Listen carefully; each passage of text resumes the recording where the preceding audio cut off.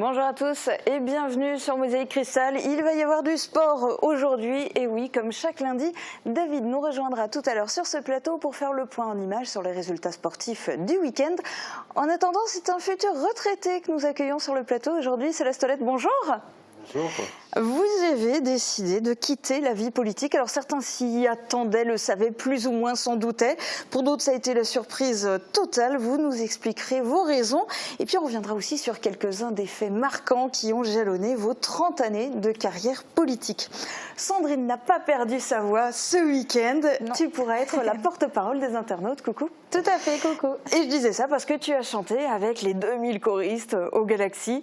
Ouais. 3 concerts, c'était géant. C'était plus que ça encore. C'était vraiment une super aventure et ouais, c'est quelque chose que j'aimerais bien refaire si c'est possible et voilà.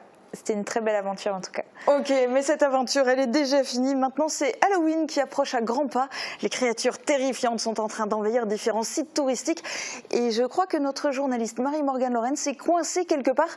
Bonjour Marie-Morgane, où es-tu ? Salut Julia, alors j'ai été capturée au moulin d'Eschviller à Volminster. Alors l'ambiance est assez effrayante ici, il y a des toiles d'araignées, des sorcières et d'autres créatures assez étranges. Je vais essayer de ne pas les réveiller avant le 31 octobre. Ce soir-là, les familles vont devoir être très vigilantes pour ne pas perturber le tournoi intergalactique des sorcières. Alors moi je vais tenter de m'échapper de ce couloir hanté et je reviens vers vous tout à l'heure pour vous donner plus d'informations. Oui, on espère pouvoir reprendre contact tout à l'heure. En attendant, on fait un tour d'horizon de l'actu en bref.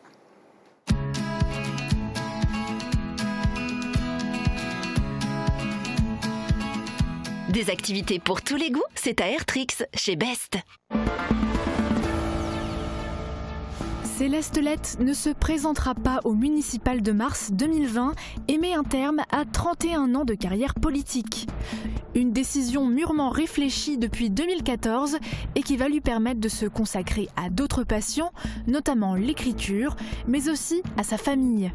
Il part serein et fier de ce qui a pu être accompli pendant ses mandats, un véritable tournant politique pour la ville et ses citoyens.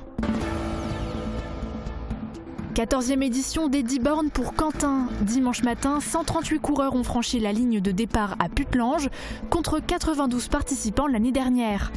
Cyril Hoffman est le grand vainqueur de la course avec moins de 40 minutes au chrono, suivi de près par Manu Freyermuth, gagnant de l'ancienne édition. Pour rappel, cette course permet de récolter des fonds pour venir en aide aux structures qui s'occupent de personnes handicapées. Les couloirs de l'effroi, 11e round. La citadelle de Beach ne déroge pas cette année et propose 2 parcours terrifiants pour adultes et enfants. Clowns, gargouilles et autres monstres effrayants ont fait hurler ceux qui s'y aventuraient.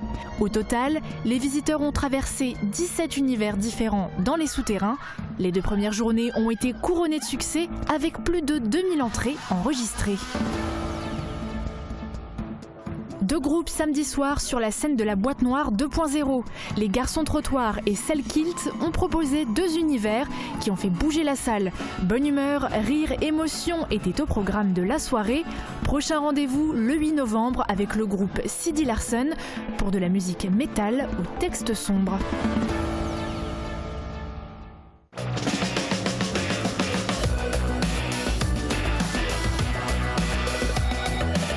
Avec l'Office de tourisme, le territoire rayonne du local à l'international. Et pour les infos côté ciel, voici les prévisions de Météo France pour demain, détaillées par Sandrine.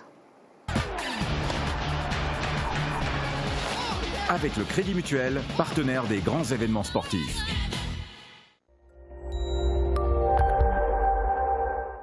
Et c'est encore une très belle journée qui s'annonce pour demain. La matinée débutera sous les nuages, mais l'après-midi, les éclaircies prendront le relais. Les températures, par contre, resteront fraîches le matin avec de 5 à 7 degrés. En journée, elles monteront jusqu'à 8 à 11 degrés. Demain, nous serons le mardi 29 octobre et nous fêtons les Narcisses. Le soleil nous accompagnera de 7h14 à 17h16. Et la photo du jour est de saison avec un très beau paysage automnal qui a été photographié aux abords de la Blise par Jean-Claude. Un grand merci à lui.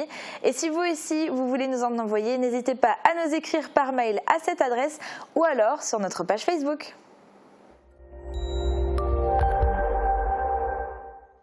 On retourne au moulin d'Eschviller qui va être hanté cette semaine. Marie-Morgane Lorenz et Morane Grandcola ont tenté d'y pénétrer pour savoir ce qui sera au programme pour Halloween. Reportage. Les sorcières se préparent pour leur grand tournoi intergalactique. Les familles vont être accueillies le 31 octobre pour frissonner au moulin d'Eschviller. Pour l'occasion, le site de Wolminster s'est métamorphosé. Toiles d'araignées, citrouilles et personnages effrayants sont également invités pour cette fête. Le parcours démarrera à l'entrée avec Tonton Michel qui fera patienter petits écrans dans la file d'attente. Des groupes seront ensuite constitués et suivront un guide. Le public rencontrera d'abord l'équipe du moulin hanté. Il lui faudra redoubler de vigilance pour ne pas se faire surprendre par les monstres. Place ensuite à l'équipe aérienne. L'association Lénas de Mulhouse proposera un spectacle de cirque aérien dans la Syrie. Après l'air, le feu, la compagnie Sepanou donnera un show tout en lumière à l'extérieur du moulin. Le tournoi se terminera au show par une histoire d'Halloween par la conteuse Patricia Nadler accompagnée d'une harpe. Pour découvrir ces spectacles et bien d'autres surprises, rendez-vous jeudi soir de 18h à 21h30. Préparez-vous à surmonter vos peurs, la soirée promet d'être effrayante. Et l'entrée pour cette soirée est de 5 € par personne et elle est gratuite pour les moins de 6 ans. Et pour accueillir comme il se doit les sorcières et autres créatures, le moulin d'Eschviller a mis les moyens. On écoute la responsable du site. Alors Julia, je suis maintenant avec Sandrine Vogel, la responsable du site. Alors Sandrine, on vient de le voir dans le reportage, tout ce que vous organisez pour Halloween. Qu'est-ce que ça représente comme investissement pour le site du Moulin? Alors c'est un gros investissement, surtout en termes de temps, parce qu'il y a toute une logistique à mettre en place, toute une décoration, une mise en sécurité du site. Donc vous avez à la fois l'équipe du Moulin qui intervient, les services techniques de la communauté de communes, et le soir même, on a une grosse équipe de bénévoles pour venir animer les différents espaces, notamment la coursive quand le public va circuler, l'accueil pour les distributions de bonbons. Donc c'est un gros investissement en termes de temps et en termes de personnes. Et le soir même, il y aura aussi toute une sécurisation du site et aussi pour l'attente, les gens n'attendront finalement pas sans rien faire, il y aura de l'animation tout le temps. Tout à fait, il y aura de l'animation tout le temps. Dès votre sortie de la voiture, vous serez accueillis et en fait, on a prévu de la distribution de bonbons, on a prévu Tonton Michel dès la file d'attente qui lui va faire chanter les enfants. C'est un véritable showman, il est là avec sa guitare, donc il va vraiment chauffer l'ambiance pour que les enfants soient vraiment au taquet pour démarrer ensuite. Et vous aurez même la possibilité de faire tatouer les enfants avec des petits tatouages éphémères. Donc il y a vraiment de quoi s'occuper. Et les adultes qui voudront, ils pourront même boire un café en attendant. Et c'est important pour un site comme le Moulin d'Eschviller d'organiser ce genre d'événement pour Halloween? Alors c'est important de proposer des événements qui sortent un peu de l'ordinaire et un peu qui présentent le site différemment, parce qu'on va toucher un autre public et ce public-là, effectivement, il va découvrir le site de nuit.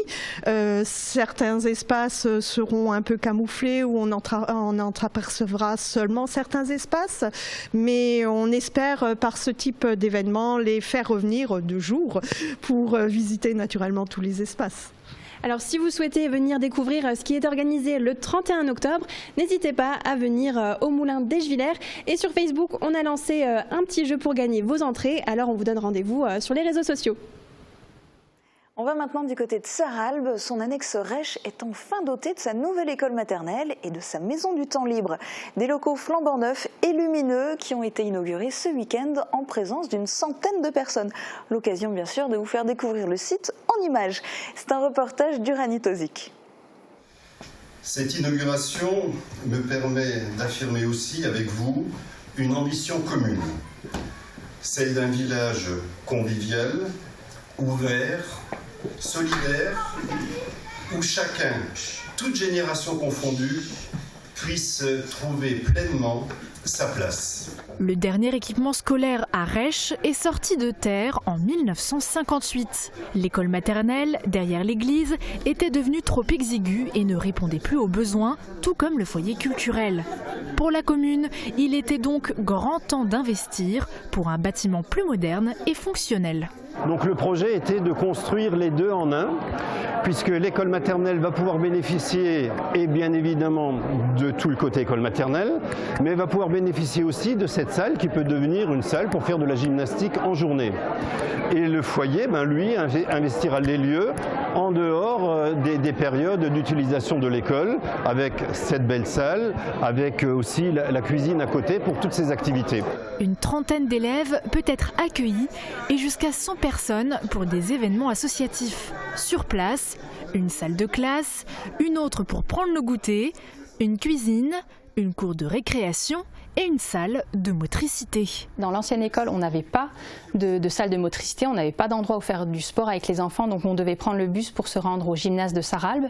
Et donc maintenant, avec cette nouvelle grande salle de motricité qu'on partage effectivement avec l'association, le foyer, du coup, on a tout le matériel sur place, on n'a plus besoin de transporter tout le matériel justement dont on avait besoin pour faire de la motricité, on aura tout sur place, donc ça nous économise beaucoup de temps.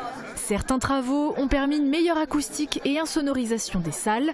13 mois de chantier ont été nécessaires pour réhabiliter ce site, occupé auparavant par un presbytère désaffecté et l'ancien foyer rural. Coût des opérations, 1,3 million d'euros. Et les élèves découvriront leur nouvelle école à la rentrée des vacances de la Toussaint, lundi 4 novembre. D'autres événements ont rythmé le week-end. Bonne année celte, joyeux anniversaire au centenaire, l'AS Tennis Sarreguemines, SOS Pompiers à Walchbronn, Saint-Hubert, patron de la chasse, amen. Et culture sous toutes ses formes était au programme. Voici un aperçu en images. De 16 à plus de 55 ans, les pompiers recrutent. Samedi à Walchbronn, une opération séduction s'est tenue à la salle La Forge. Au programme, une brève présentation du métier et surtout un échange participatif. L'objectif est d'attirer de nouveaux sapeurs-pompiers volontaires, une opération indispensable pour la caserne du village qui est menacée de fermeture, faute d'effectifs. Sans elle, les communes de Valdouze et Walchbronn dépendraient de Bitche et Volminster, des casernes situées à 15 minutes de route des deux villages. Le public était au rendez-vous, mais la relève va-t-elle être assurée? Affaire à suivre. Joyeux anniversaire au club de tennis de Sarreguemines. Créé par une dizaine de lycéens en 1919, le club fête ses 100 ans d'évolution et de maintien. Il est passé de 45 membres en 1932 à 370 membres aujourd'hui. Deux grands noms sont associés au club, avec entre autres André Gernet, Alain Schott ou encore les anciens présidents Maurer et Heidel. Pour l'occasion et pour se remémorer tous ces souvenirs, un repas était organisé à la maison de quartier Beau Soleil, de quoi réunir cette grande famille dans la bonne humeur et la convivialité.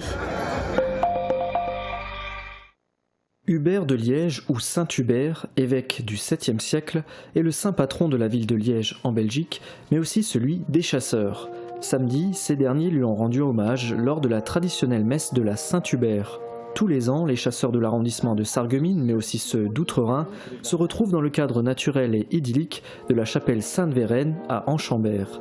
Une cérémonie religieuse en plein air, animée par les sonneurs de cors de chasse de Keulertal.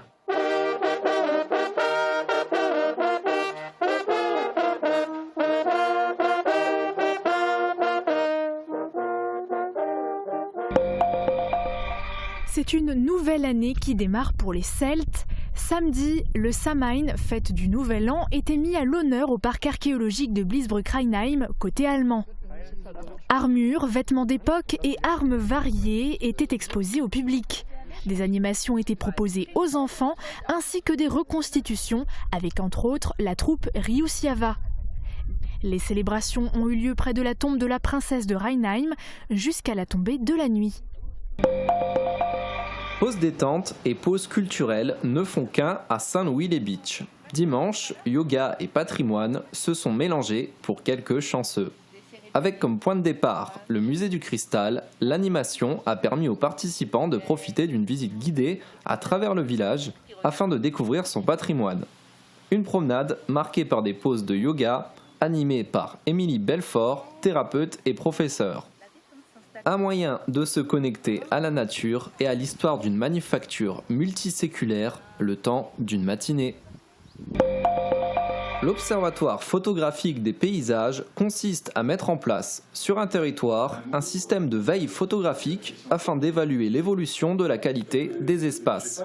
À Götzenbrück, un art apéro était organisé ce dimanche par la médiathèque Joseph Schaeffer, en partenariat avec le Parc naturel régional des Vosges du Nord, le foyer rural et la bibliothèque de Götzenbrück. Un événement qui marque la rencontre avec le photographe Thierry Girard, auteur de l'ouvrage Paysage, Temps. Une synthèse de 20 ans d'observatoire photographique sur le territoire du Parc naturel régional des Vosges du Nord. Une invitation et un dialogue à la découverte de notre territoire, mais aussi une réflexion sur l'évolution immortalisée et documentée de nos paysages. Ça y est, lire en fait, c'est fini. Samedi matin, les familles avaient rendez-vous à la médiathèque Joseph Schaeffer de Bitche. Au programme, une restitution des 6 ateliers réalisés dans les bibliothèques du pays de Bitche sur le thème « Le brouhaha des insectes ». L'illustratrice Mizuo Fujisawa a présenté les créations réalisées par les enfants sous forme de kamishibai. Un moucheron traverse le ciel à son côté. S'en est suivi la projection d'un dessin animé réalisé par l'illustratrice. Cette restitution marque la fin de la 13e édition de Lire en Fête, une manifestation portée par le département de la Moselle.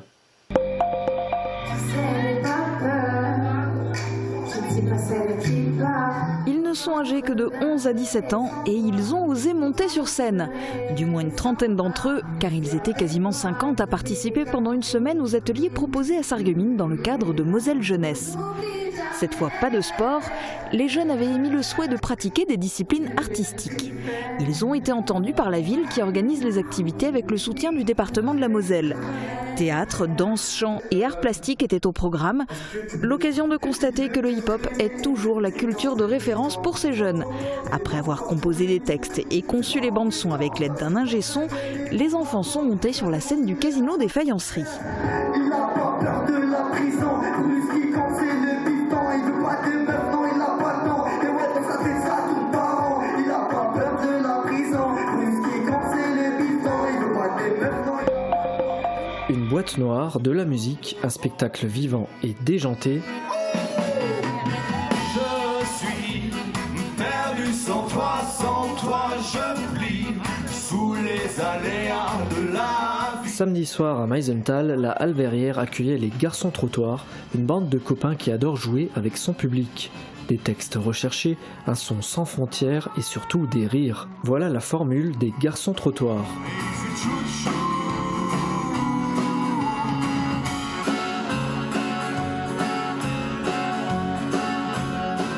Pas de première partie ni de tête d'affiche, mais 2 groupes pour un seul concert. Après les Garçons Trottoirs, c'est Selkilt, un groupe de rock celtique qui a fait vibrer la salle.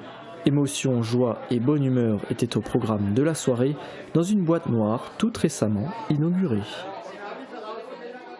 Céleste, on vient de voir des images dans cette nouvelle salle de concert à Meisenthal. Vous aussi, à Sarreguemines, vous rêvez d'avoir une salle de spectacle de grande capacité. C'est une idée que vous avez depuis longtemps, que vous êtes venu présenter sur ce plateau il y a à peine 10 jours, dans le cadre du projet global de réhabilitation des anciennes faïenceries, avec aussi un casino, un hôtel, un restaurant, etc. Enfin bref, un projet de grande envergure. Et votre manière de le présenter, ça donnait vraiment l'impression que vous vouliez repartir pour un nouveau mandat de maire. Or pas du tout, vous annoncez que vous vous retirez complètement de la vie politique. Qu'est-ce qui s'est passé ? Il ne s'est rien passé de spécial, si ce n'est que il y a bien longtemps, j'avais pris cette décision. D'ailleurs, en me présentant pour mon 3e mandat en 2014, je savais que c'était le dernier mandat de maire, puisqu'on annonçait le non-cumul des mandats et donc candidat aux législatives de 2017. Donc forcément, il n'y aurait plus derrière de candidature en tant que maire. En 2017, n'ayant pas été réélu aux législatives et ayant même le soir du 18 juin failli dire j'arrête tout ce soir, et que j'ai dit qu'à l'automne je réserverai ma réponse, eh bien, il était évident qu'à partir de l'automne 2017, je terminerai le mandat, mais que je terminerai aussi ma vie publique. Donc c'était il y a 2 ans, oui, il y a un peu plus de 2 ans, et donc dans ma tête, cette décision a été prise, et je viens de l'annoncer. Alors, bien évidemment, certains étaient au courant, mes proches, ma famille, mes enfants, mais je l'avais aussi dit à Marc Zingraf, premier adjoint, qui aurait eu toute légitimité pour me succéder en cas de réussite aux élections législatives. Cela n'a pas été le cas, mais cette légitimité, il l'a gardée et il était normal que dans ce laps de temps, il soit informé de manière à ce qu'il puisse se préparer.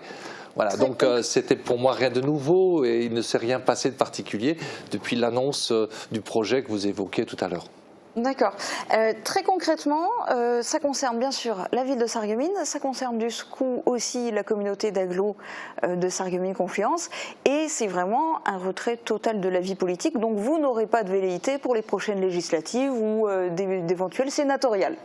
C'est important de le dire parce que depuis quelques mois, au moment où on parlait des élections municipales, j'ai eu par rumeur interposée tous les scénarios possibles.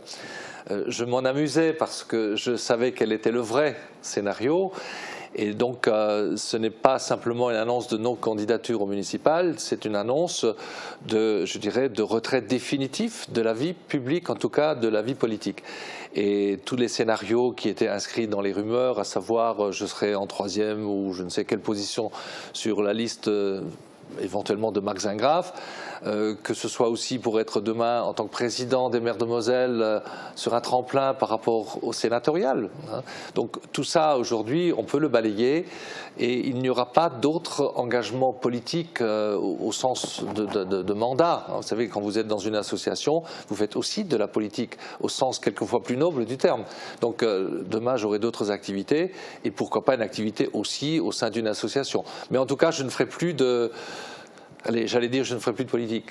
Je continuerai à m'y intéresser, forcément. Puisque... Mais vous ne serez plus sur des listes, vous ne serez plus Absolument, candidat je ne serai à plus aucun sur une type liste, de mandat. Voilà. Votre retraite, vous avez dit vouloir la consacrer notamment à chanter. Mais ça, finalement, c'est quelque chose, vous n'avez pas attendu d'être retraité pour le faire. C'est le clin d'œil de l'émission, on a des images. Le temps est loin de nos 20 ans, des coups de poing, des coups de sang. Mais qu'à cela ne tienne, c'est pas fini. On peut chanter quand le verre est bien rempli. Buvons encore une dernière fois à l'amitié, l'amour, la joie, l'amour, la joie. On a fêté nos retrouvailles. Ça fait de la peine, mais il faut que je m'en aille. Et souviens-toi de cet été, la première fois qu'on s'est saoulé, tu m'as ramené à la maison, en chantant marcher à reculons. Clin d'œil plein d'émotions. On va revenir un peu sur votre carrière. Alors, vous avez été conseiller municipal puis adjoint au maire de 1989 à 2001, où vous êtes devenu maire de Sarreguemines. Vous avez aussi été député de 2002 à 2017. Et puis, vous êtes premier vice-président de la communauté d'agglo, Sarreguemines-Confluence. Quels ont été, à travers toute cette période, les événements qui vous ont le plus marqué ?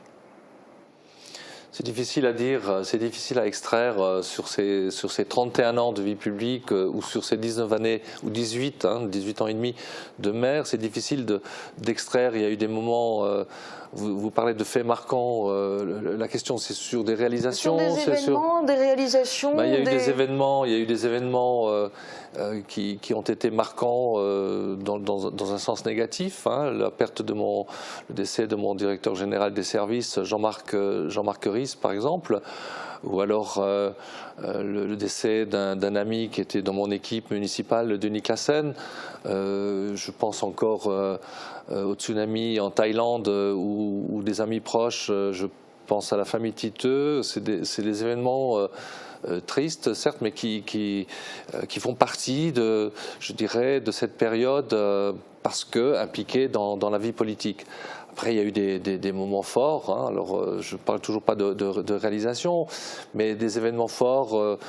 Je me souviens la mise à l'eau du Majesty of the Seas, par exemple, qui est un événement qui a mobilisé toute une région, un événement qui a été hyper médiatisé et qui a fait parler de la ville de Sarreguemines. Pour ne sortir que celui-là, mais je pourrais en citer tant d'autres. Après, en termes de réalisation, c'est pas le moment maintenant de faire un. Quelles sont celles dont vous êtes le plus fier ? Il y a celle, où mon mandat de député a pu contribuer à leur réalisation.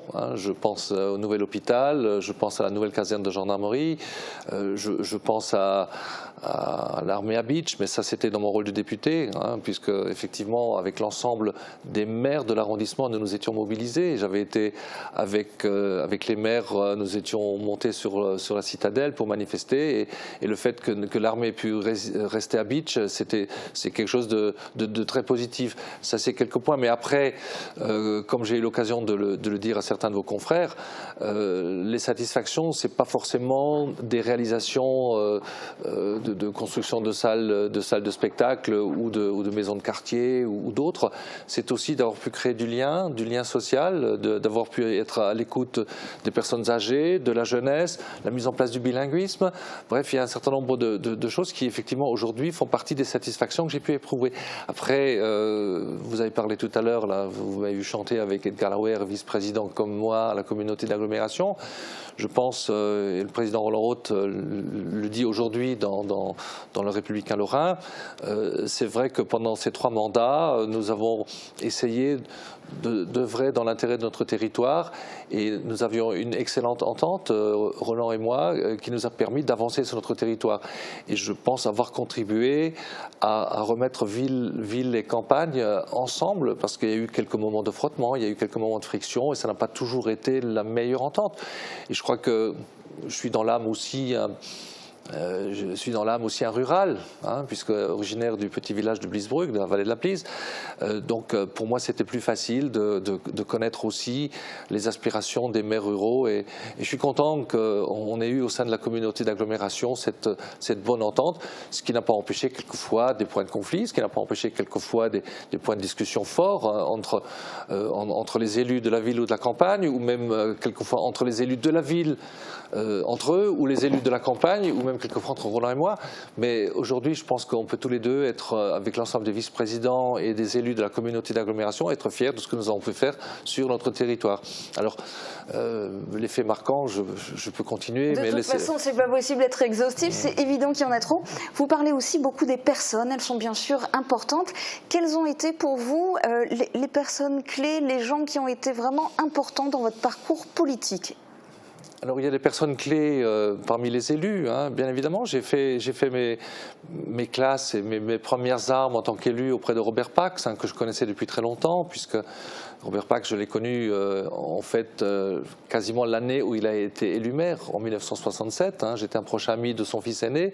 C'était ensemble interne au collège Saint-Augustin à Beach, et c'est dans ce cadre-là que je rencontrais Robert Pax, qui venait en tant que parent d'élève. Et c'était un homme que j'appréciais, c'était une belle personne. Et lorsqu'en 88, il m'a demandé, lorsque nous avons évoqué la liste de 89, bien évidemment, j'étais dans cette fierté de participer à cette composition de liste. Et donc c'est quelqu'un qui m'a marqué sur le plan local, mais de la même manière, dans un autre, sur le territoire voisin, Joseph Schaeffer ou alors Jean Zettlinger, dont j'étais proche depuis 1973. J'étais dans sa campagne en 1973. D'ailleurs, Jean Zettlinger le dit dans un de ses livres. En 1973, j'avais 22 ans, j'étais jeune enseignant à l'époque, et j'étais tout feu, tout flamme. J'allais à toutes les réunions, je posais les questions qu'on préparait bien sûr avec le candidat. Donc mon engagement politique, il date depuis bien longtemps, sans retourner à mon adolescence.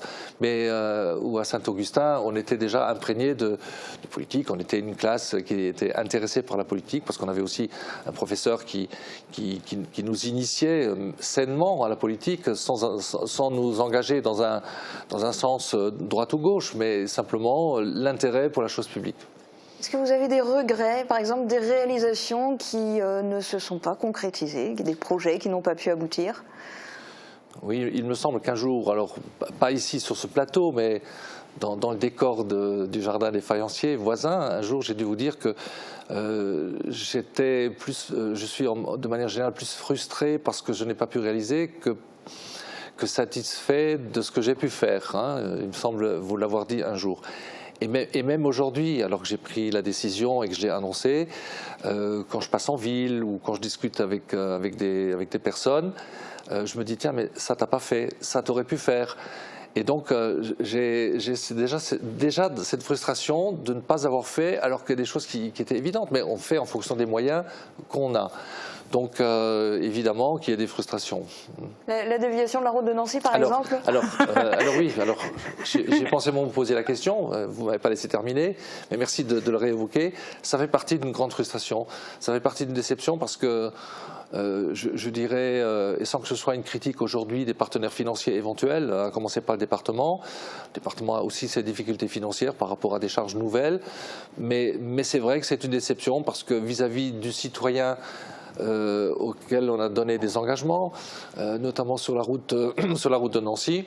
Aujourd'hui, on en est resté au tracé et il n'y a pas encore de premier coup de pioche, à part celui qui a été fait, mais symboliquement, et qui devait annoncer une prise des travaux assez rapide. Donc ça, c'est une réelle frustration. Après, il y a d'autres échecs. Avec Roland Roth, on avait des projets sur l'Europol, je pense à 7x4 Pharma par exemple, mais je peux encore citer d'autres qui sont restés confidentiels mais qui n'ont pas vu le jour, parce qu'entre des projets que vous travaillez 10 projets, il y en a 2 ou 3 qui réussissent. Donc effectivement, il y a des frustrations par rapport à des choses qui n'ont pas pu se faire. Et à titre personnel, votre plus grande déception, est-ce que ça restera votre défaite aux dernières législatives face à Nicole Triss ? Alors, ça a été sûrement une déception forte le soir du 18 ou 19 juin, je crois que c'était le 18, mais j'aime utiliser le mot résilience. Je l'ai utilisé un jour avec Aurélie Muller quand elle a été disqualifiée au JO. C'est une déception, il faut accepter la démocratie et au bout de 2-3 mois... Et aujourd'hui, je crois que je fais abstraction de cela, et même d'une manière générale, je dois, au-delà des déceptions, composer avec tout le monde. Et je l'ai dit à votre confrère, il l'a pas écrit, mais je vous le dis à vous. J'espère simplement que des personnes avec lesquelles je me serais froissé à cause de la politique, et j'espère que demain, avec ces personnes, il y a de nouveau une réconciliation, parce que, et je l'ai dit aussi, vous êtes souvent dans une posture politique, c'est-à-dire que vous vous froissez avec des gens à cause de la politique, alors que par ailleurs, si vous n'étiez pas dans la politique, vous n'auriez pas de raison particulière de vous fâcher avec elle. Et là, je vais pas le faire, mais je peux vous citer plein d'exemples de personnes ou d'amis ou de citoyens avec lesquels j'avais les meilleures relations, avec lesquels je traitais, avec lesquels je jouais, je faisais du sport, et la politique a pu fausser nos relations. Et j'espère qu'avec ces personnes-là, demain, lorsque je ne serai plus sur la planète politique, les relations se normaliseraient avec ceux qui ne m'ont pas trop détesté. Alors revenons encore quelques instants à la planète politique, comme vous l'appelez. Plusieurs élus de votre génération n'ont pas encore décidé de 2020 ce qu'ils feront ou pas. Est-ce que vous pensez que votre annonce peut avoir un effet boule de neige ? Par rapport à des annonces, écoutez, je pense que oui, parce que le fait que j'ai annoncé ma non-candidature ou mon retrait de la vie politique, parce qu'il faut que je prenne cette expression-là, j'ai cru entendre ça et là, et d'ailleurs la presse s'en fait l'écho aujourd'hui, que ça allait débloquer certaines situations. Certains vont demain s'afficher plus librement, vont s'afficher différemment en fonction de ma décision. Ça certainement, sans que je sois la personnalité clé, c'est pas non plus ce que je voulais dire, mais je pense qu'il va y avoir un effet maintenant, vous appelez ça l'effet boule de neige, enfin un effet de déblocage, effectivement, je le pense. Vous l'avez déjà évoqué tout à l'heure, vous allez maintenant soutenir Marc Zingraff, votre dauphin. De quel avenir rêvez-vous pour Sarreguemines ? Écoutez, c'est une question qu'on m'avait posée un jour, en parlant de Sarreguemines, ville de rêve. Je disais que Sarreguemines était dans une ville de rêve parce que tous les élus qui m'ont précédé, tous les maires qui m'ont précédé ont été, avec leur sensibilité, leurs valeurs, leur vision de la ville, dans la construction d'un écrin ici au bord de Sarre qui permette aux citoyens qui y habitent de s'y sentir bien. Et j'espère avoir été, pendant ces 18 ans et demi, pendant ces 19 ans l'année prochaine, avoir été dans cette logique-là, dans la logique de mes prédécesseurs qui voulaient le bien-être de leurs citoyens. Et je souhaite la même chose pour mon successeur. Les électeurs trancheront par rapport à ce successeur. Bien évidemment, je souhaiterais que ce soit celui auquel j'ai apporté mon soutien, qui aurait pu l'être déjà au lendemain des élections législatives et qui, j'espère, le sera demain. Et donc, il sera dans cette continuité avec ses projets, sa vision, sa modernité, ses visions nouvelles qui ne seront pas forcément celles d'autrefois. Mais en tout cas, la ville de rêve, c'est celle... C'est un terme très générique, celle où les citoyens s'y sentiront bien ou continueront à s'y sentir bien. Avec peut-être aujourd'hui, puisqu'on vit un monde difficile, peut-être un certain nombre de personnes qui peuvent s'y sentir exclues et où il faudra peut-être apporter un plus pour permettre à chacun de s'y retrouver. Céleste Solette, restez avec nous. Je ne sais pas si vous allez profiter de votre retraite pour faire de la trottinette, mais c'est un thème qui intéresse particulièrement nos internautes et il y a du changement. Sandrine, c'est le thème de la question du jour qui était proposée sur la page Facebook de Mosaïque Cristal. Tout à fait. Alors, l'usage de la trottinette, il faut le savoir, est désormais réglementé. Alors, les utilisateurs devront rester sur des pistes cyclables, rouler à 25 km/h au maximum, être équipés de freins, de feux et d'avertisseurs sonores et également porter un équipement visible de nuit. On a donc demandé à nos internautes s'ils roulaient en trottinette et ce qu'ils pensaient de ce nouveau moyen de transport. Et à la première question, ils ont été seulement 7% à nous répondre qu'ils roulaient effectivement en trottinette sur plus de 450 votants. Et dans les commentaires, les avis sont plutôt partagés. Siem nous dit déjà que le vélo n'est pas très encadré, alors la trottinette. Je trouve l'utilisation de la trottinette dangereuse sur les trottoirs. Certains roulent comme des fous avec leur trottinette électrique au point de vous renverser. Mais bon, nous ne sommes pas dans les mégalopoles où il y a des pistes cyclables qu'ils peuvent emprunter tout le temps. Perso, je n'adhère pas à la trottinette. Alors Mallory nous écrit feu, frein, avertisseur sonore obligatoire et le casque obligatoire est visiblement encore en option. Donc il pense surtout à la sécurité des utilisateurs. René nous dit il était temps d'encadrer l'utilisation de ces trottinettes électriques car cela commençait à devenir dangereux pour les piétons et les utilisateurs de ces trottinettes. Et je terminerai avec le commentaire de Marc qui nous écrit « Tout ça parce que quelques idiots font les cons en trottinette électrique, c'est toute une communauté qui est visée. » Et c'est souvent le cas. Sandrine, par ailleurs, comme chaque lundi, tu as fouillé dans les archives et puis tu nous proposes aujourd'hui de revivre un événement en images.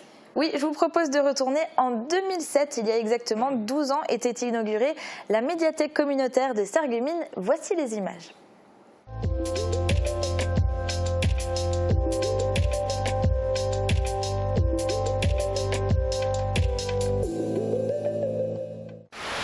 Avec l'inauguration de la médiathèque communautaire, c'est l'ensemble du complexe multifonctionnel du Carré Louvain qui trouve aujourd'hui son aboutissement. Un aboutissement qui illustre d'une manière particulièrement éclatante la réhabilitation d'une ancienne friche commerciale appelée à donner, car telle est bien notre ambition, un nouvel élan à Sarreguemines, à son cœur de ville et partant à l'ensemble de notre agglomération. Et 12 ans après son inauguration, la médiathèque communautaire a eu droit cette année à un lifting avec un réaménagement en particulier de l'espace d'accueil au rez-de-chaussée et la modification de l'escalier. En revanche, au niveau de la galerie du Carré Louvain, de nombreuses cellules sont malheureusement vides.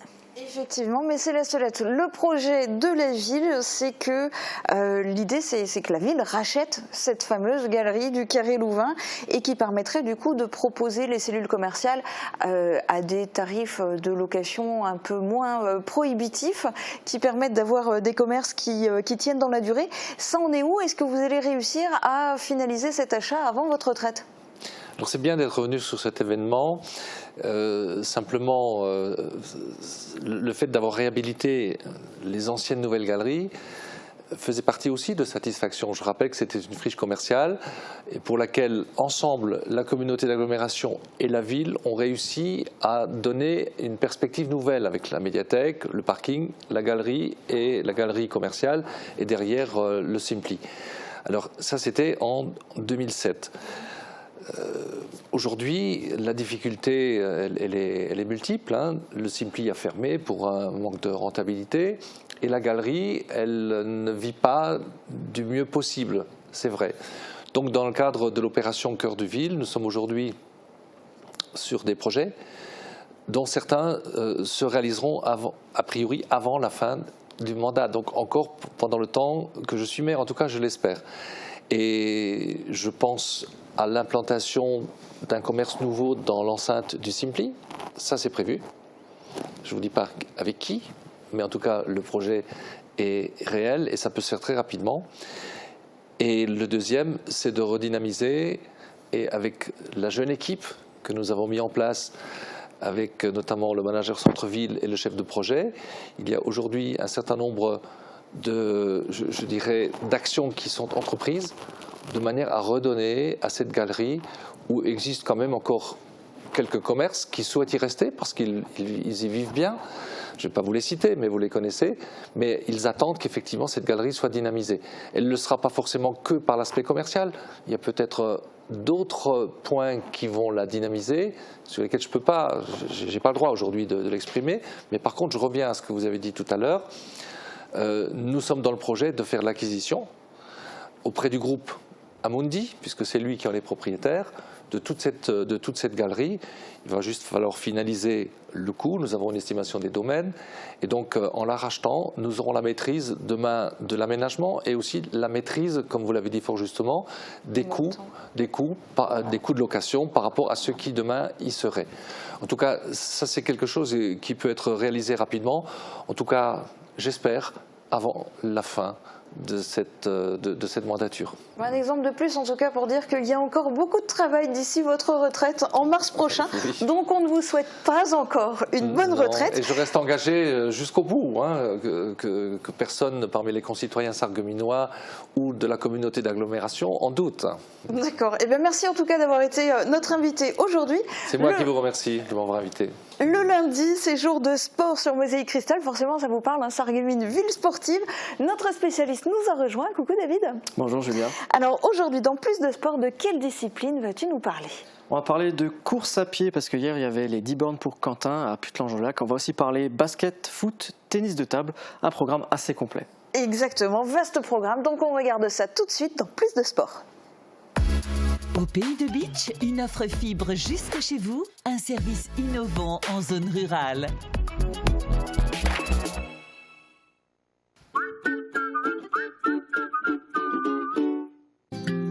Nous sommes à Ingviller. Chaque matin, 5 équipes de Moder Habitat sillonnent le territoire. Leur spécialité, la couverture, le crépissage et l'isolation. Leurs chantiers fleurissent aux 4 coins de la région. Ce succès grandissant est le fruit d'un travail de qualité et d'un choix de produits de grande fiabilité. Le tout est associé à une prestation de conseils pointus sur les aides et subventions potentielles.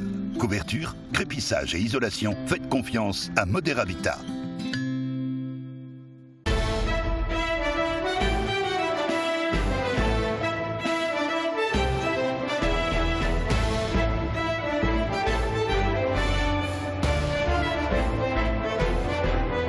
À l'abordage chez Best du 26 octobre au 2 novembre. Ouverture exceptionnelle le vendredi 1er novembre.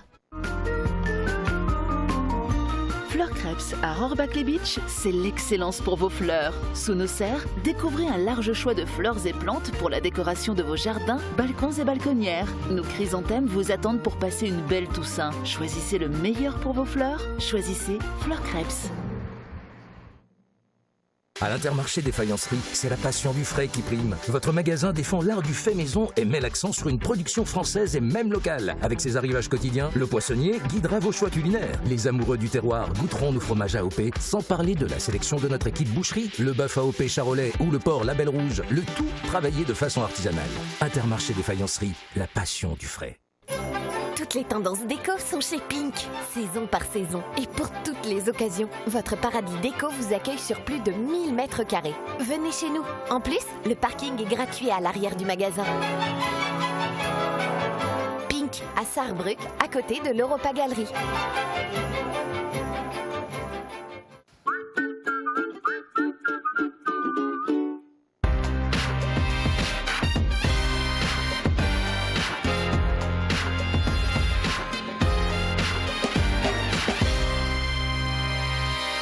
Bonjour à à toutes et à tous, bienvenue dans Plus de sport. Chaque année, les 10 bornes pour Quentin est le rendez-vous des coureurs de Putelange-au-Lac.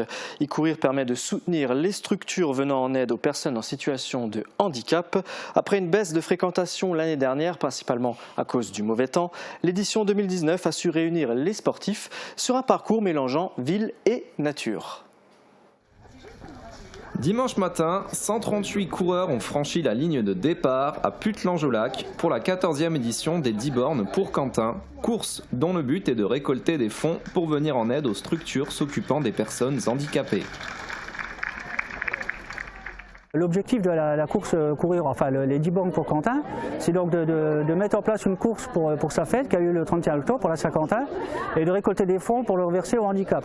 Et actuellement, donc, comme il est résident au foyer d'adultes médicalisés de Créange, donc on reverse une partie des fonds aux femmes à Créange, on reverse une partie des fonds à l'IME de Sarreguemines où il était scolarisé et une partie à l'IUM de Frémin où il était aussi scolarisé pendant 2 ans avant d'aller à Créange. Partie du centre de Putelange-au-Lac, la course se compose d'un parcours en ville pour rejoindre l'étang du Velchoff et la ferme Muller avant de retourner en ville pour une seconde boucle de 5400 mètres. Difficulté, comme dit, tout ce qui est cailloux, les montées avec les cailloux, c'était compliqué. Les difficultés, c'est un parcours en montagne russe, donc ça monte, ça descend, ça monte, ça descend. Et c'est quand on a fini qu'on se rend compte que c'était quand même assez difficile. Côté résultat, Cyril Hoffman est le grand vainqueur de la course avec moins de 40 minutes au chrono, suivi de près par Manu Freyermuth, gagnant de l'ancienne édition. La première féminine est Anne-Sophie Schmitt. En fait, j'ai fait 39 minutes et 4 secondes. Ouais, c'est un record personnel pour moi. Les parcours dans la forêt, c'est vraiment mon élément, ça. Le parcours, il n'est pas facile, il y avait des belles petites montées, mais après c'est quand même assez roulant, donc ça va, je me suis accrochée. Et puis, c'est une course qui est pas loin de chez moi, donc c'est vrai qu'il faut en profiter et soutenir les associations à proximité. On avait fait une année faste en 2017 avec 182 personnes. L'année dernière 92 à cause du mauvais temps. Et là on revient de nouveau à 140, 150, donc une bonne moyenne pour les 10 bornes. Rendez-vous l'année prochaine pour une nouvelle édition des 10 bornes, prête à accueillir encore davantage de coureurs. Et c'est une nouvelle défaite pour les joueurs de basket de Hambar ce week-end. Pourtant, le match était serré. Les joueurs du BCH se sont inclinés de 8 points. Retour sur cette rencontre dans ce reportage d'Uranie Tozic et Guillaume Dumonteil. Les résultats sont cruels. 5e rencontre de championnat et 5e défaite pour les seniors du basket club de Hambar. Ce week-end, ils affrontaient à domicile leurs homologues de Lupstein qui évoluaient en jaune. Le début de match était à l'avantage des Mosellans qui parvenaient à se créer des paniers faciles. À l'issue du premier quart-temps, ils menaient même 14-9. Le deuxième quart-temps était plus compliqué, les Alsaciens revenaient au score et prenaient même l'avantage. Le score à la mi-temps était de 24-29 pour les visiteurs. Le scénario de la troisième période était similaire à celui de la seconde. Lupstein menait ainsi 48-34 à la fin du troisième quart-temps. Plus 14, l'écart était fait, malgré le sursaut en fin de rencontre des joueurs de Hambar qui remportaient le quatrième quart-temps 17-11. Score final 59-51 pour les visiteurs. La première mi-temps était plutôt bonne, surtout le premier quart-temps où on arrivait à mettre pas mal de pression sur l'adversaire, à récupérer des ballons pour pouvoir partir en contre-attaque, mettre des paniers faciles. Et puis après, petit à petit, on a un peu baissé de rythme physiquement, on a perdu des ballons au fur et à mesure et à la mi-temps c'était encore jouable et puis malheureusement la deuxième mi-temps n'a pas été au niveau de la première. Cette année va être une année d'apprentissage pour les seniors du basket club de Hambar. Plusieurs joueurs sont partis, il y en a d'autres qui sont blessés et l'entraîneur a changé. Cela permet de relativiser les résultats. On est une jeune équipe qui apprend encore à jouer ensemble, à se connaître. Donc ça va venir. C'est déjà beaucoup mieux que les premiers matchs du championnat où il y avait vraiment beaucoup de travail. Là, on a quand même progressé depuis 2 matchs. Les résultats le montrent également, les joueurs du BCH perdent contre leurs adversaires par un plus petit écart. Moins 19 et donc moins 8 points sur les 2 dernières rencontres. On va continuer à progresser, à travailler à l'entraînement. Mais bon, le moral reste bon. La fluidité de leur jeu devra s'améliorer. La difficulté, effectivement, c'est d'arriver à mettre en place un jeu offensif avec une bonne circulation de balles. C'est ce qui nous a manqué. Alors, parce qu'il n'y avait pas suffisamment de mouvement au niveau des joueurs, hein, c'est ça aussi. Donc ça demande du travail à l'entraînement et ça viendra petit à petit. Prochaine rencontre des joueurs du basket club de Hambar, samedi prochain, à l'extérieur, contre Saint-Jean-Saverne. Doba fait son retour en compétition. La saison de natation 2019-2020 a démarré lors d'un meeting à Saint-Dizier il y a une dizaine de jours. Un programme chargé avec 9 courses. Camille Doba a fini première en 100 et 200 mètres brasse, ainsi qu'en 200 mètres 4 nages. Des performances encourageantes pour la suite de la saison.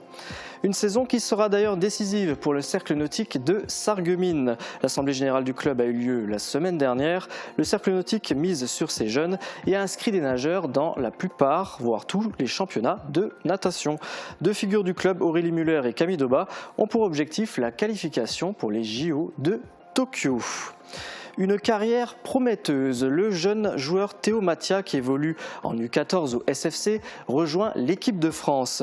Il a été repéré la saison dernière à Sarrebourg lors de la Madewis Cup, une compétition qui se tient dans tout le pays. Cette semaine, Théo portera les couleurs de la France lors de la Coupe du Monde Madewis qui se déroule en région parisienne. On passe au foot féminin. Hier, le FC Rohrbach-Binain recevait l'AS Saint-Julien-les-Metz au stade Omnisport de Rohrbach. Un match formateur pour les deux équipes. Les filles de Rohrbach ont tenu toutes leurs promesses avec une victoire 6-0.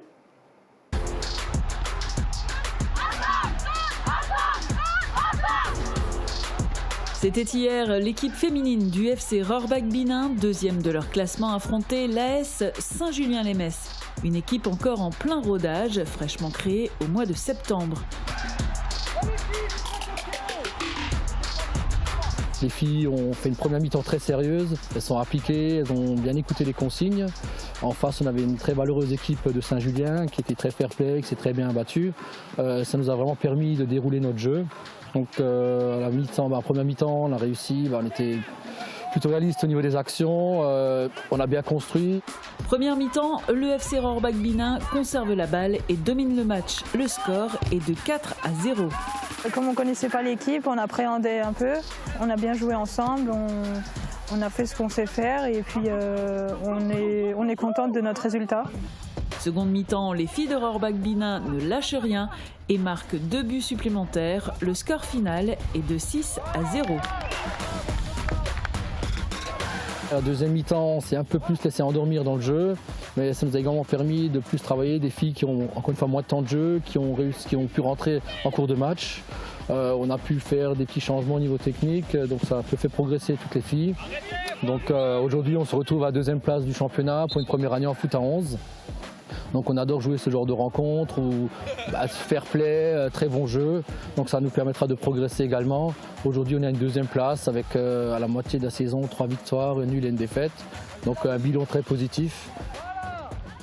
Donc le prochain match, nous allons accueillir l'US Forbach à domicile. Donc ça sera le premier match de la phase retour.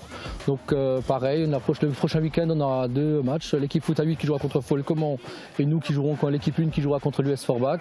Donc on va continuer à travailler cette semaine à l'entraînement. On a vu aujourd'hui des phases qui étaient un peu moins bonnes que ce qu'on voulait. Donc on va continuer à travailler ça. On va travailler ça cette semaine à l'entraînement pour justement pallier un peu à ces petits défauts qu'on a eu aujourd'hui pour être encore plus fort contre l'US Forbach et continuer sur cette spirale positive pour enchaîner les bons résultats.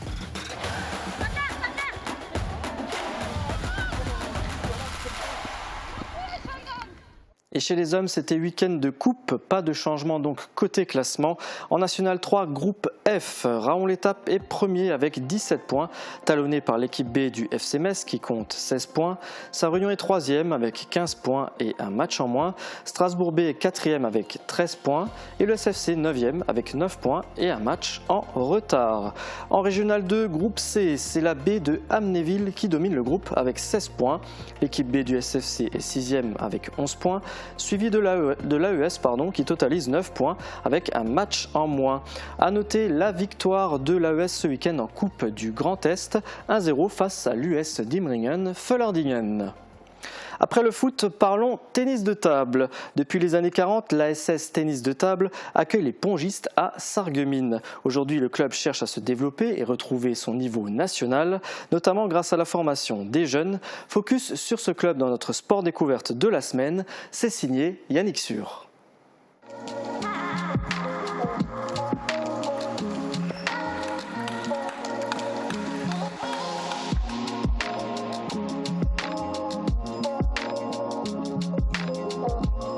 Le club de Sarreguemines est un club, l'un des plus anciens en fait de Lorraine. Il a été créé en 1946. C'est un club qui a connu la nationale à une époque et qui la connaîtra certainement encore un peu plus tard parce que c'est un de nos objectifs par la suite. Je suis très fier de notre club. Pourquoi? Parce que c'est un club de passionnés, mais c'est aussi un club où il y a une ambiance amicale, chaleureuse. On vient pour jouer, mais on ne fait pas que ça. On reste à la fin et puis on passe autant de temps à discuter ensemble, à manger un morceau ensemble. Le club de Sarreguemines est un club qui se veut aujourd'hui un club formateur de jeunes. Pour ça, on a mis en place plusieurs entraînements pour les jeunes, 3 entraînements, le mardi, le mercredi et le vendredi. Et on veut, grâce à cet investissement dans les jeunes, retrouver le niveau national, mais en formant nos propres joueurs. On a à l'heure actuelle un jeune qui s'illustre parmi d'autres, qui s'appelle Mathieu Zucco, qui joue au niveau individuel en Régional 1. Donc il n'est pas loin de passer au niveau national prochainement. Sinon, bon, on a une équipe en Régional 2 et une autre en Régional 3 et encore d'autres après en R5. Bien sûr, ça ne se prépare pas le jour même. On s'entraîne régulièrement, même très régulièrement, minimum 2 fois par semaine. Tout simplement, donc, pour nous rejoindre, alors, on va distinguer 2 types de personnes. Ceux qui veulent juste jouer au ping-pong pour le loisir, ils peuvent nous rejoindre tous les mercredis soirs, donc de 19h30 jusqu'à 22h. Là, c'est vraiment du loisir. On vient pour s'amuser, il n'y a pas de compétition.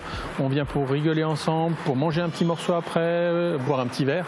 Voilà. Et puis, il y a les compétiteurs qui peuvent venir soit le mardi, soit le vendredi, mais ils viennent souvent le mardi et le vendredi pour les entraînements donc adultes après 19h30. Et puis, les jeunes, comme dit tout à l'heure, donc le mardi, le mercredi et le vendredi.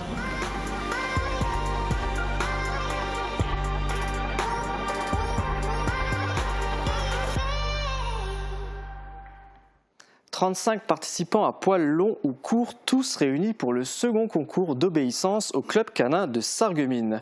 2 jours de compétition étaient organisés ce week-end. Au programme, la passation du CSAU, le certificat de sociabilisation et d'aptitude à l'utilisation, la passation du brevet et des épreuves de classe 1, 2 et 3. Voici les images. Les épreuves ont démarré avec les chiens débutants pour le CESO, le certificat de sociabilisation, puis avec les épreuves pour l'obtention du brevet d'obéissance. Des passages obligatoires avant de viser les classes 1, 2 et 3. Cette dernière représentant le plus haut niveau de la compétition et permettant aux 15 meilleurs d'accéder ensuite au championnat de Lorraine, puis au championnat de France. Différents exercices devaient être effectués pour montrer les aptitudes du chien, exercices de rappel au pied, d'absence, le carré, le rapport d'objet, le tout sous l'œil du juge national Daniel Abicher, 2 commissaires et une secrétaire. Chaque détail a pesé dans la balance, que ce soit la rapidité, le comportement et même la posture de l'animal par rapport à son maître. À l'issue de la première journée, 9 chiens ont passé le CESO et ont reçu la mention excellent. Pour le brevet, 4 excellents, mais tout de même un loupé. Et pour les classes 1 à 3, 21 chiens étaient engagés en compétition. 8 d'entre eux étaient en classe 3, la catégorie qui permet d'accéder au championnat de France. Voici les résultats de cette classe pour la journée de dimanche. 2 excellents, 4 très bons, 1 bon et 1 non classé. Et je suis accompagné de Thierry Brand, le président de l'Asso Gym Sarreguemines. Bonjour Thierry. Bonjour. Bienvenue. Merci. L'Asso Gym Sarreguemines fête ses 110 ans cette année, alors on vous souhaite bien sûr un très joyeux anniversaire. Le club est engagé en compétition. L'année dernière, vous étiez vice-champion de France par équipe en gym artistique féminine, section 17-19 ans. Est-ce qu'on peut dire que vous êtes un club de champions ? On peut dire qu'on est un club de champions, bien sûr, oui, parce que c'est quand même des compétiteurs. Après, je reprendrai quand même de dire que c'est les 17-19 ans. Il faut savoir que pour les championnats de France, on était donc vice-champion de France, c'est 12 ans et plus. Et donc, ce qui veut dire que c'est pas à 17 ou 19 ans qu'on trouve nos pépites. Nos pépites sont déjà à partir de 7 ans, ils arrivent là déjà, et de là, on peut déjà commencer à travailler pour pouvoir atteindre, oui, les championnats de France. Oui, c'est quand même le but essentiel pour nos entraîneurs, pour le club et puis pour tous ceux qui font de la gym. Évidemment.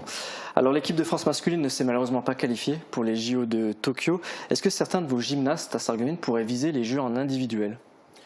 Alors pour 2024, je dirais oui, on a quand même, on pourrait et on espère avoir quand même deux gymnastes qui pourraient justement participer aux Jeux Olympiques. Vous pensez à qui ?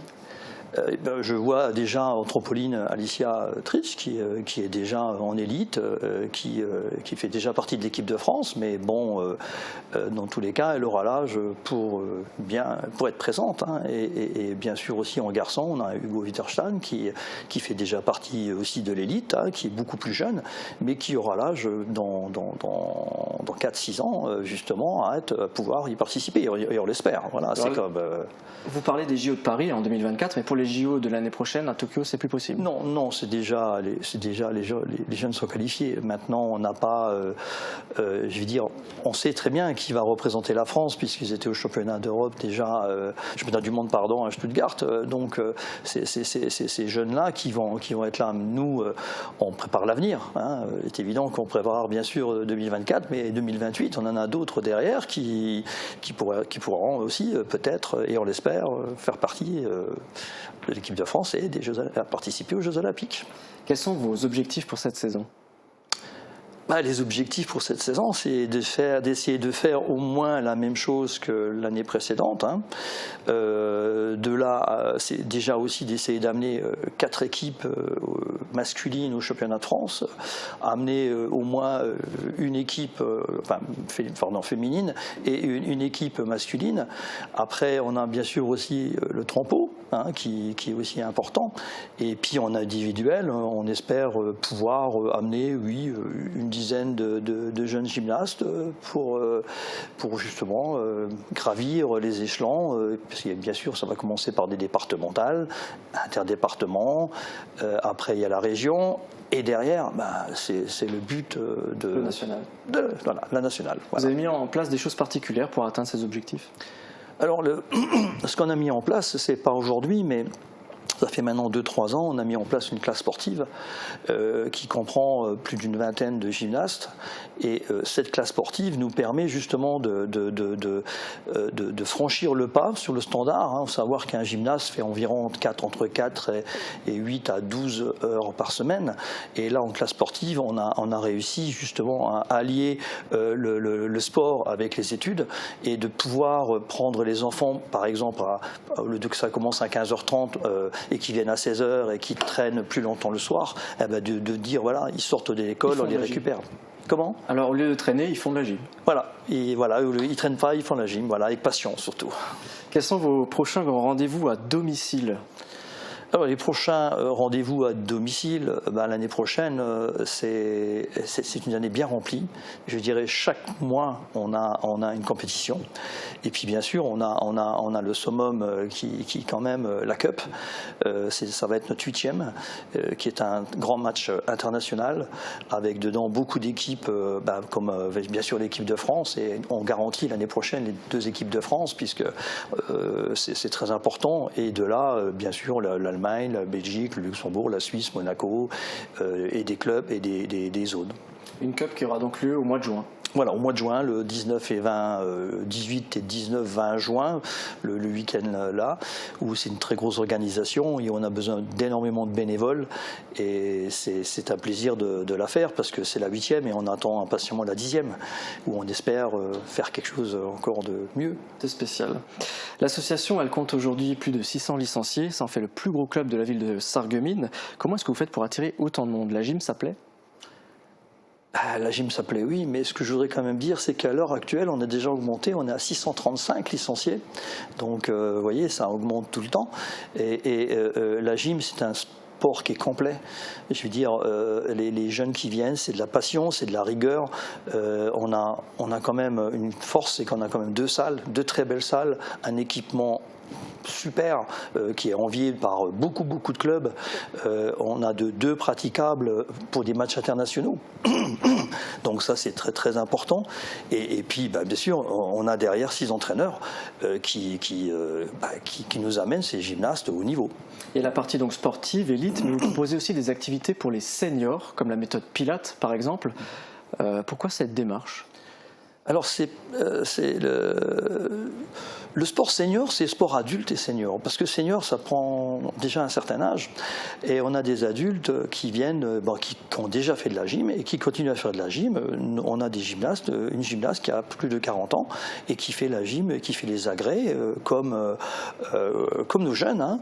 Et derrière, bien sûr, on a mis en place maintenant, il y a 4-5 ans, si c'est pas plus, on avait une quinzaine d'adultes et seniors qui sont venus justement pour faire un peu de sport, hein, parce que ça fait du bien. Et en fin de compte, à la fin, maintenant, on est plus d'une 60aine avec dedans des personnes qui ont des problèmes, des handicaps, et qui allient le sport avec leur handicap. Et justement, c'est vraiment un label pour ça. Oui, le label Presqu'Imove, qui justement, donc il faut savoir que ce label, on l'a eu l'année dernière, la saison dernière, on va dire, parce que la saison, elle vient de commencer, mais voilà, c'est en 2019. C'est un label qu'on est parmi les premiers du Grand Est à l'avoir. Maintenant, il va falloir l'utiliser, mais pour l'utiliser, on a besoin des médecins qui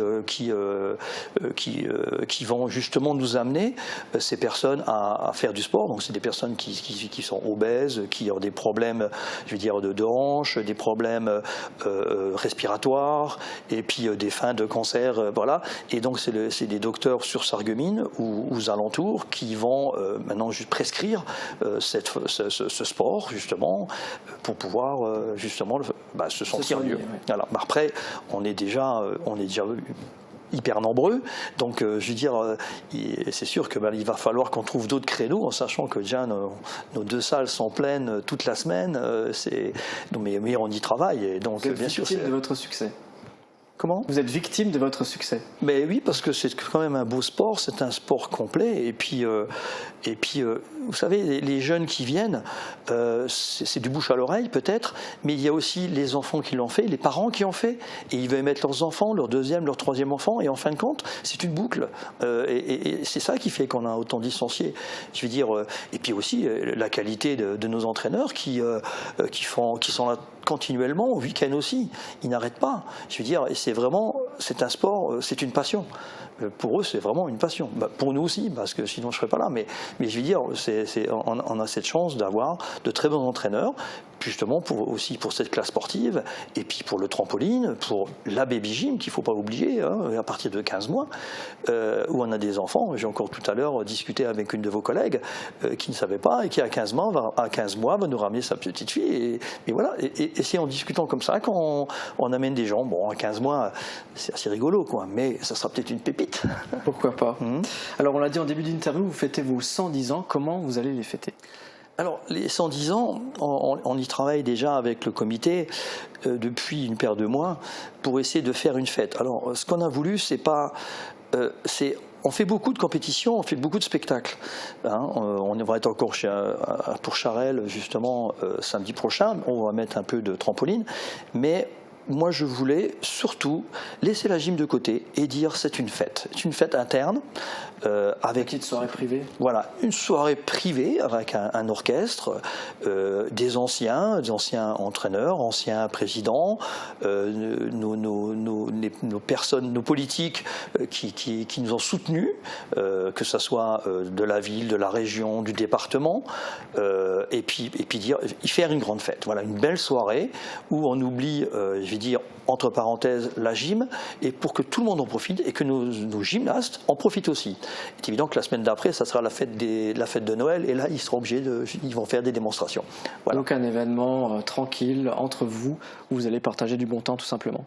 On espère, c'est une très grosse organisation, on est en train de la mettre en place, et puis il n'y a pas de raison que ça ne marche pas. Jusqu'à présent, ça a toujours marché. Voilà. Vous avez raison. En tout cas, je vous souhaite un joyeux anniversaire encore, et je vous remercie d'être venu sur le plateau de Mosaïque Cristal. Je vous remercie de m'avoir invité. Et puis pour fermer justement cette boucle, écoutez, je vais vous inviter à cette soirée. Il n'y aura pas de raison que vous ne veniez pas, vous et votre équipe. Je fais partie donc du club VIP de la Sogim Sarreguemines. On vous accueillera avec plaisir. Merci beaucoup. C'est moi.